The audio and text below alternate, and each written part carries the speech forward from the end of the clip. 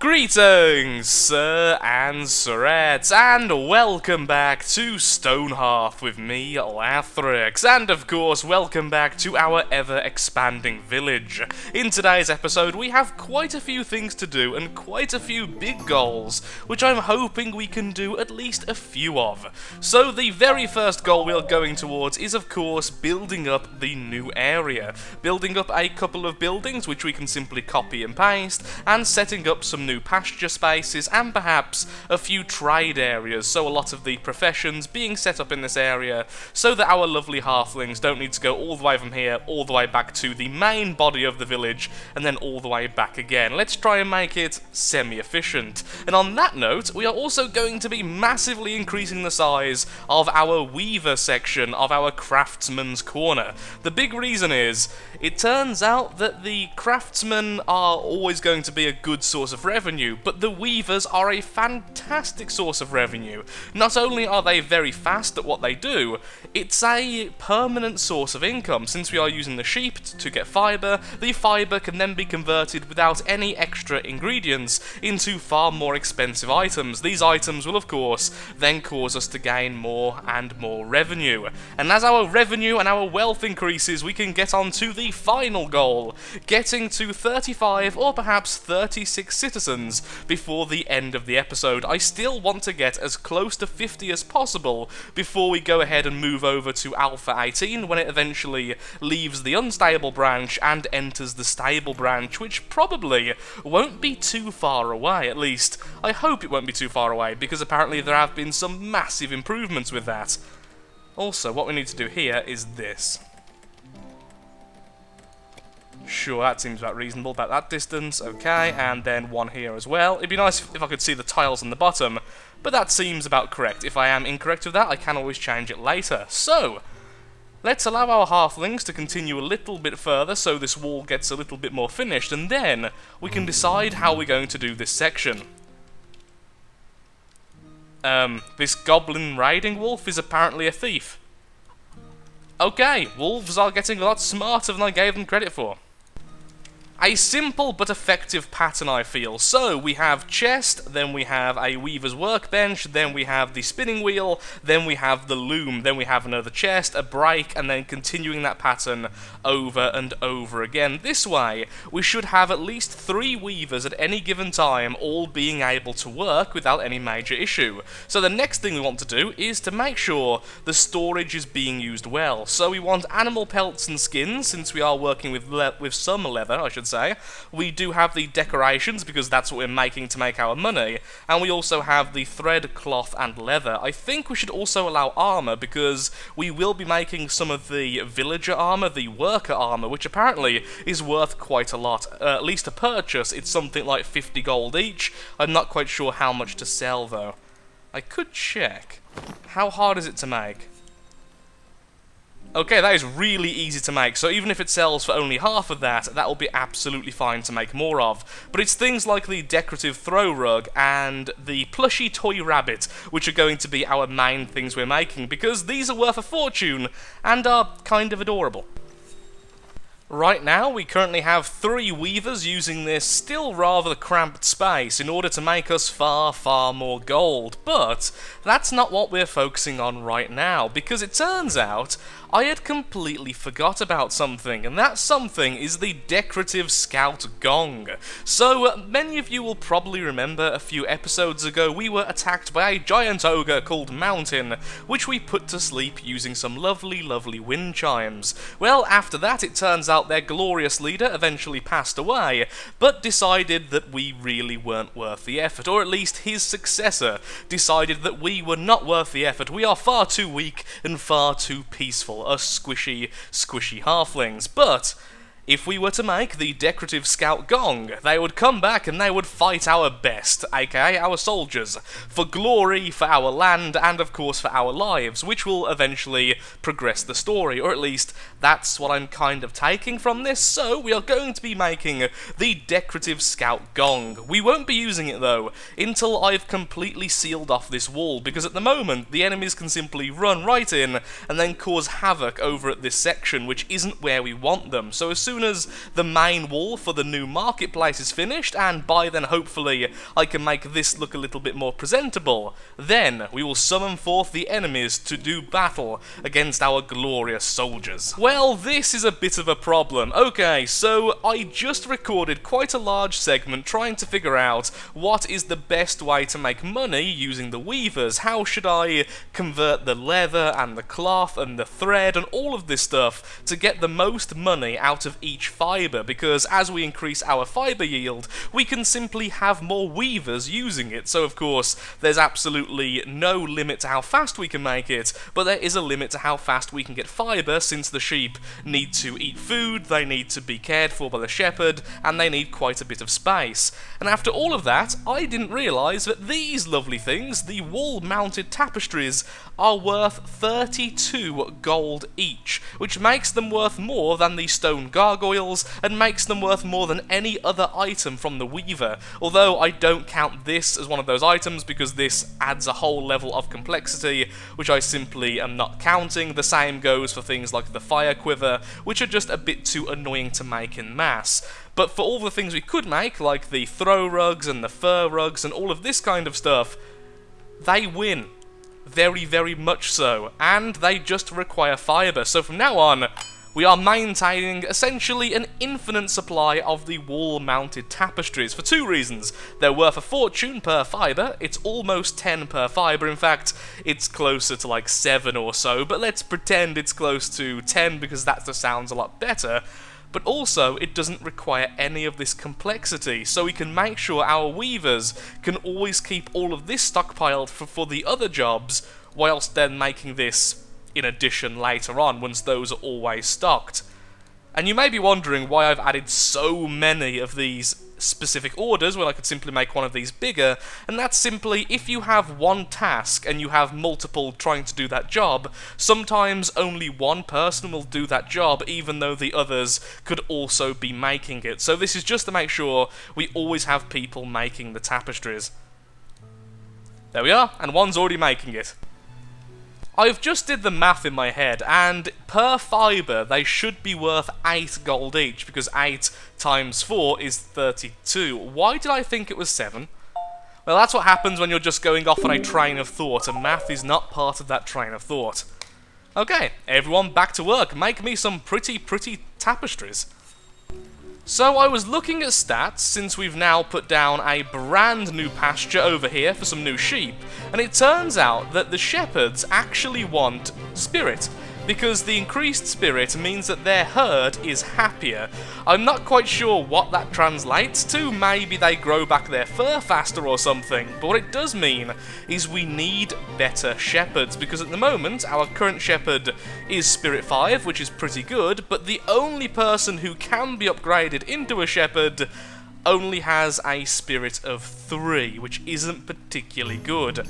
Either way though, I do need a new shepherd very soon, so I have to have this done, but the next time we make a trapper, what we're looking for is that. 5 spirit, you will be the replacement trapper. For a happier herd. Which means something, I'm sure. Another day and another villager, but what makes it so weird is just how much net worth we have managed to get from the last day to this one. So the new villager, all that was required was a grand total of around about 4,000 net worth from our previous amount to get the new villager.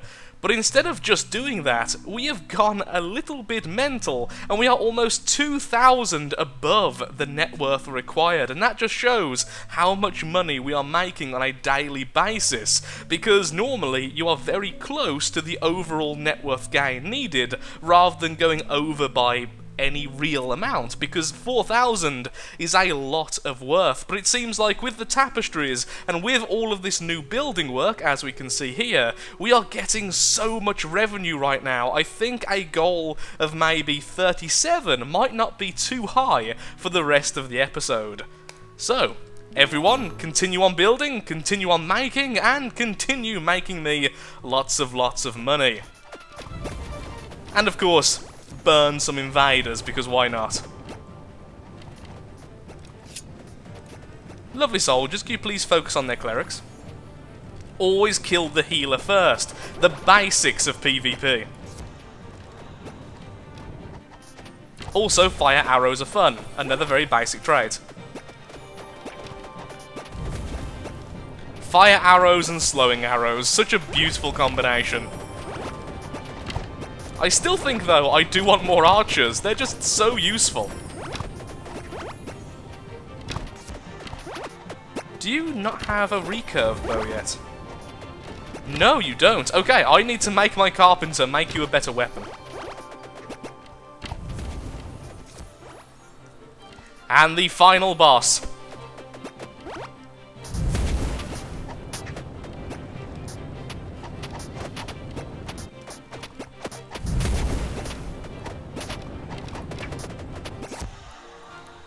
And thank you for the ogre bone and the decorative vase.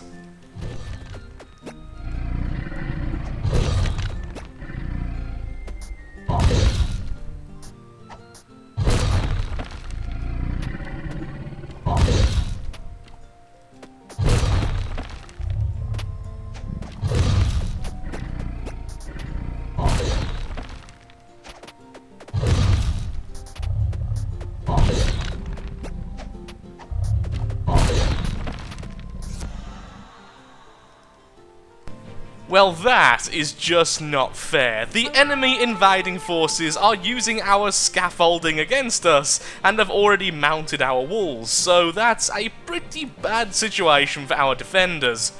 Now, if our defenders could get over there, that would be fantastic. And everyone else, please run away. Oh, we are so close already. Okay. Please get out of there. No, don't you die. You are a carpenter. That's really bad then if you died. And where are the rest of my forces? It would be great if something else other than the archers showed up. There we are. We have the footmen, we have the knights, and I'm sure the clerics are somewhere.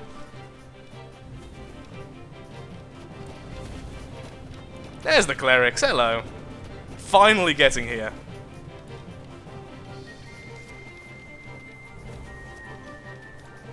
Now heal our poor knight.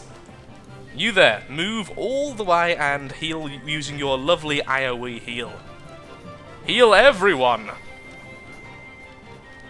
Using a wall correctly. Well done. I can't wait until I start removing all this scaffolding.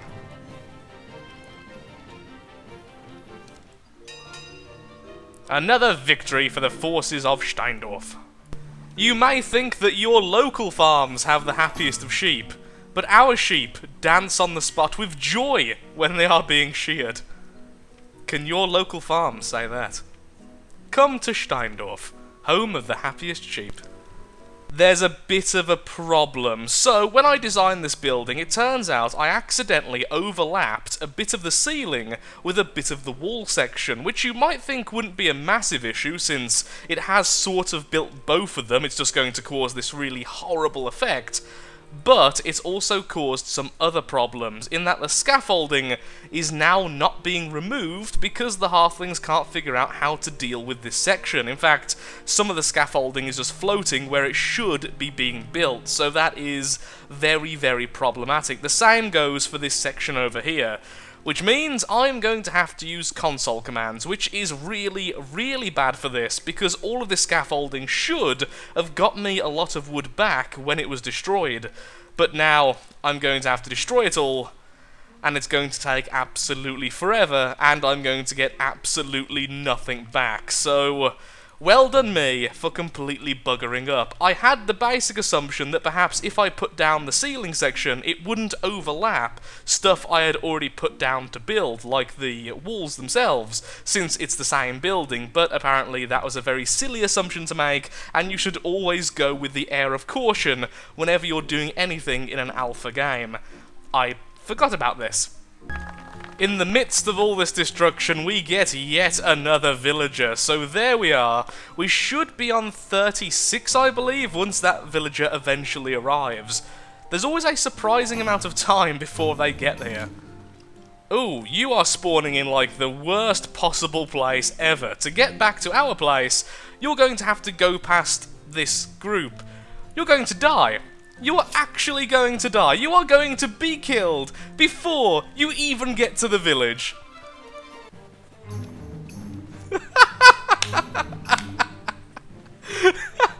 Well, that was a problem now, wasn't it? Okay, so we've lost our new villager. We're back down to 35. Nothing happened. That didn't happen. It was all in your heads. Okay. Let's see if this time the villager doesn't spawn near enemies. Let's just wait until it spawns in and make sure it gets there safely. Oh no, invaders, where? Where are they? Oh, you are kidding me! You are actually kidding me! It's in the path again! Stop doing this! Soldiers, move! I've removed the ladder there, haven't I? Maybe I shouldn't have removed that ladder yet, because I was about to start building the keep. It's okay, it looks like this fellow is going to make it. What are your stats? 6 mind and 5 spirit.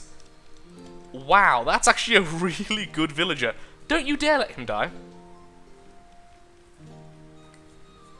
Maybe I should keep my soldiers on white like there instead. They spend far too much time in this little farming section. And we're being shot at from that cliff. Oy. So many problems, so little time to solve them. Derp 1. Build! We even need more stone for it because of course we've been building all this walling with stone. Like that. How does that feel? Maybe. It doesn't fit as well as I was hoping it would fit. The main problem is it's going to be a bit too close to that door, but what we could do is then use a bit of the space in this section here as a very small farm, and it will look like as if it's its own little garden, but of course it will act as a farm and provide some basic food for the village. Should put it one further away though, just to make sure it can be built without any bugs. Build there. Build, and yes.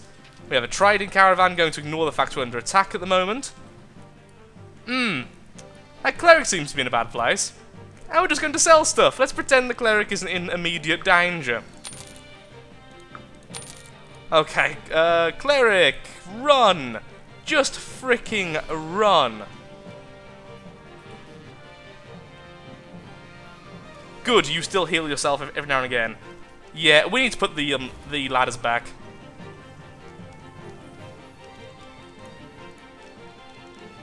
Just keep on running. You're out healing their range damage. Hit him in the face, or just heal yourself. One of the two. Everything fine? Everything fine. The attacks are definitely becoming more frequent. Okay, that's finished with, so from now on, I'm going to have my lovely soldiers just sit here. It seems like that's a good point to be. We can get up there easily, and we can defend there, without the soldiers constantly being in places where they're not being helpful.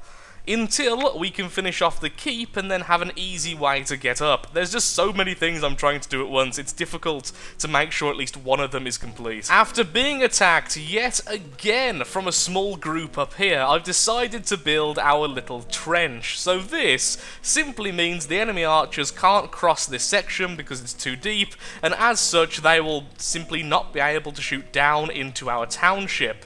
This is because I really don't like the idea of a simple wall being erected all the way around here, and as this is connecting to our keep, we can always make use of this later, be it a safe way to transport halflings from one place to another, or be it simply connecting to a whole new place, like a new village, or simply to add more fortifications and make them look a little bit more realistic, rather than simply a one thick wall around everything. Our tiny little farm for our mansion is well underway. As soon as the scaffolding is gone, we're going to have a little plot here and a little plot here as well. We're also going to finish off all this little flooring, which of course is road, to make it a little bit faster. So this will act as a nice piece to just look at, but also it will be providing food to the mansion house here, which will have a small dining room and it will have some storage for food, which means anyone working over here can very easily get fed without having to go back to the main centre. And by the looks of things, this has actually worked out well, because the last few times an invasion force has arrived, they've been shooting down arrows at our regular soldiers. Our regular non-soldiers is what I was meant to say, but our soldiers are now attacking, and that's what I was trying to say afterwards, because speaking is hard. Battle has commenced properly. Also, before we get into talking about the battle or anything else, I've decided to swap out our footman for a brand new one. The reason being, this footman has more health and a much higher level of intellect, which means it should learn much faster how to be an archer and survive far more attacks. The other footman really didn't have the best stats. I think I may have just hired them because it was a I really need a new soldier moment rather than I can select the best of the best. So that poor fellow is now simply a worker. Once again, the most honourable profession of all of our jobs.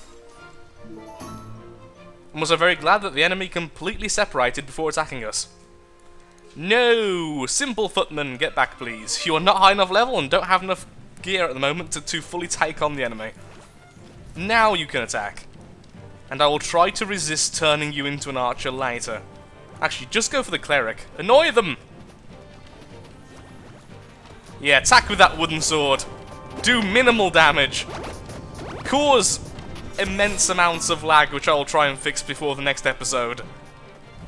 Actually, the lag isn't too bad unless I go on fast forward, so just play normally, everything is okay. Just a little bit stuttery. Like me! The game is just a metaphor for Lathrix.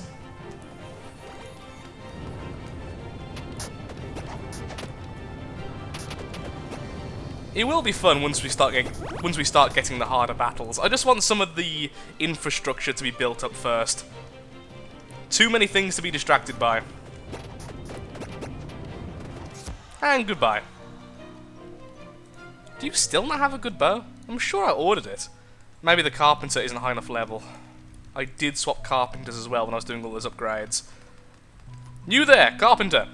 Level 5. Okay, keep on building stuff. Once you're high enough level, you'll build the bow by yourself. Okay then. That's a lot of farmers for one tiny little patch. And why haven't you completed this? Anyone want to build this?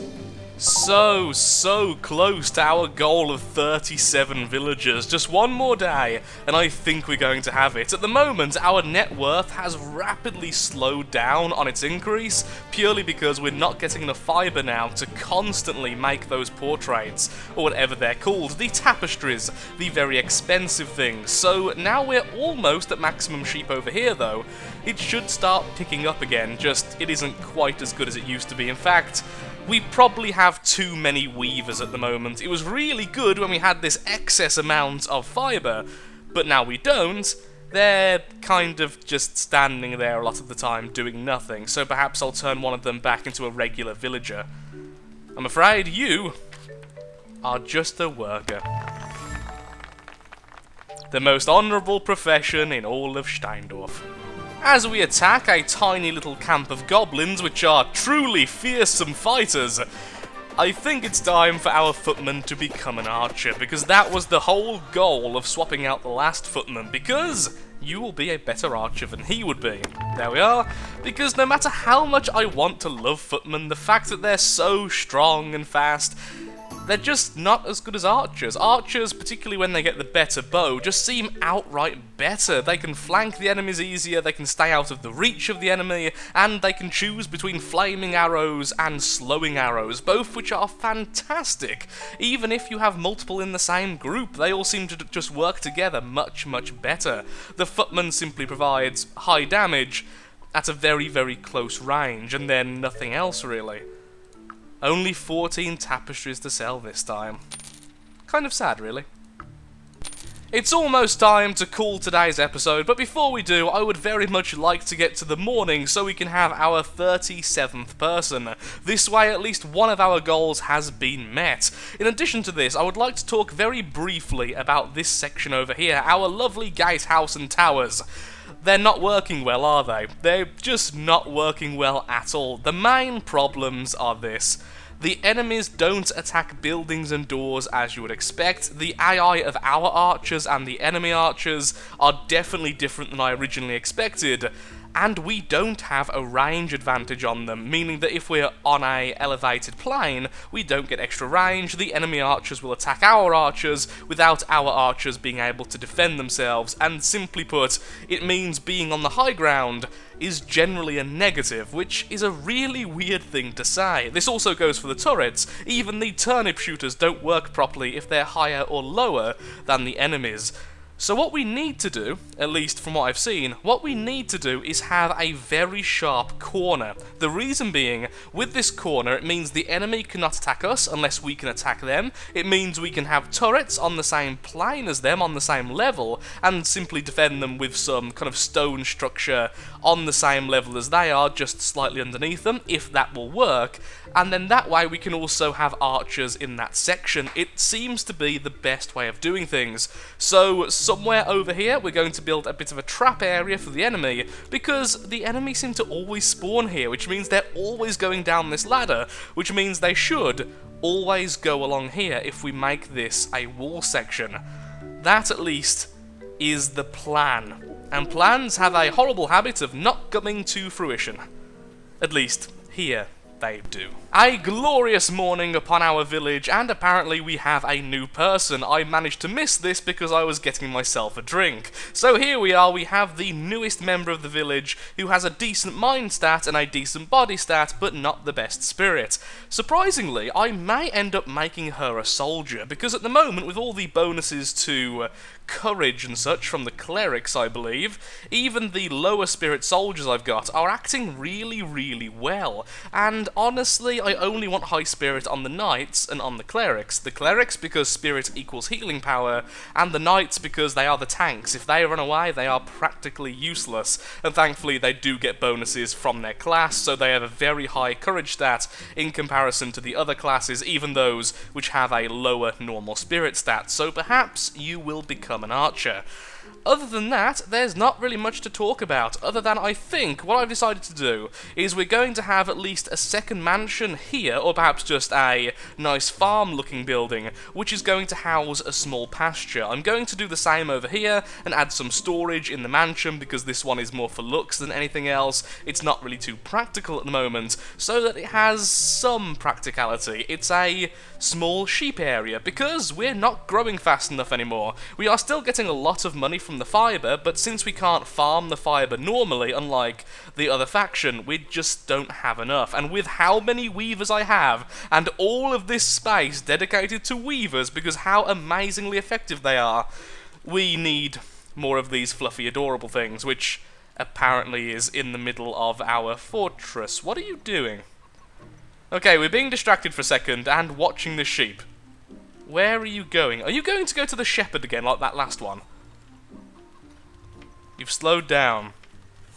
Oh, you've just been sheared? Okay, one of the shepherds just sheared you.